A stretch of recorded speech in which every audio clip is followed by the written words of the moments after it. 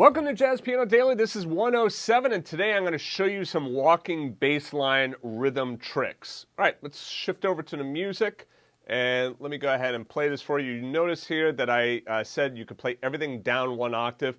I wrote it up an octave just to make it a little bit easier for you to be able to read this. I know this is a little bit small here, but let me just blow that up a little bit. All right, so let me play this for you.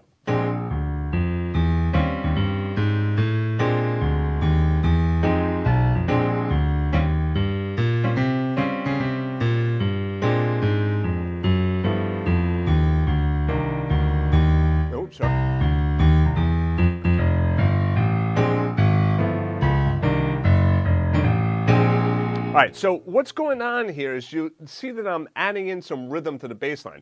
Now, in the tutorial 1, 2, and 3, the bass line was all quarter notes. So now the bass line, we're adding in some rhythm. So let's take a look at how this is being changed. So we started with, all right, that's what we were playing before. Now we're adding in. So this trick here is what you could do is when you have a quarter note in the bass line, you have a single quarter note, change it to 2 eighth notes. So rather than going, go, and obviously I'm swinging that eighth note. Moving on. Now this is a cool trick right here. So we were going from the F down to the B flat. Right? We did that half-step approach, right? So what you could do is, when you play the half-step approach, go back to the previous note that you just played. So you play that as an eighth note as well.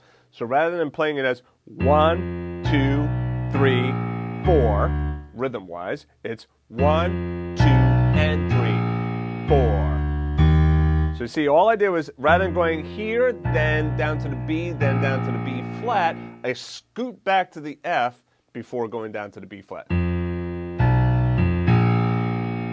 Right, so you see how all I'm doing is going back to the previous note. You'll get it in a second because I'm going to do it again. Here's the double, right? So you see the 2 eighth notes. I don't slip off the key there, right? So that really helps out a lot. That. Right, adding in those eighth notes, it just gives it a little bit of a bounce, right? And then moving on, I could do it again here. Right, I didn't write that in, but you could do it. So you see how I did that little scoot back as well? Normally it would just be 1, 2, 3, 4, 1, but rather than just going 1, 2, 3, 4, 1, I go 1, 2, 3, and 4, 1, right? And then on the F, I play that as 2 eighth notes as well. So 1, 2, 3, and 4, 1, 2.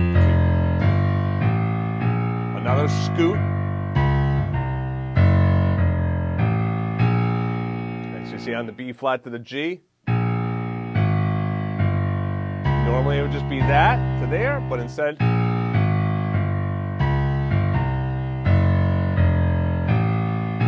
a little bit easier to see when you're taking a look at the music. Now, what you want to avoid is you don't want to do this stuff all the time. Like, you wouldn't want to go,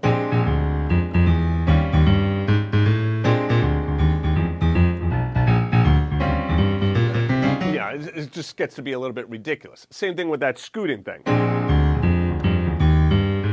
You know, you don't want to do it all of the time because, number one, it's going to be incredibly difficult to pull it off and play it. But it's also just going to sound stupid, right? So you want to add in these little tricks just every now and again. My suggestion, take a look at the sheet music here, download that sheet music as a Jazz Piano Daily member, learn that first, and then it'll make it a lot easier for you to be able to kind of mimic that. All right, so that's it. See you guys in the next lesson.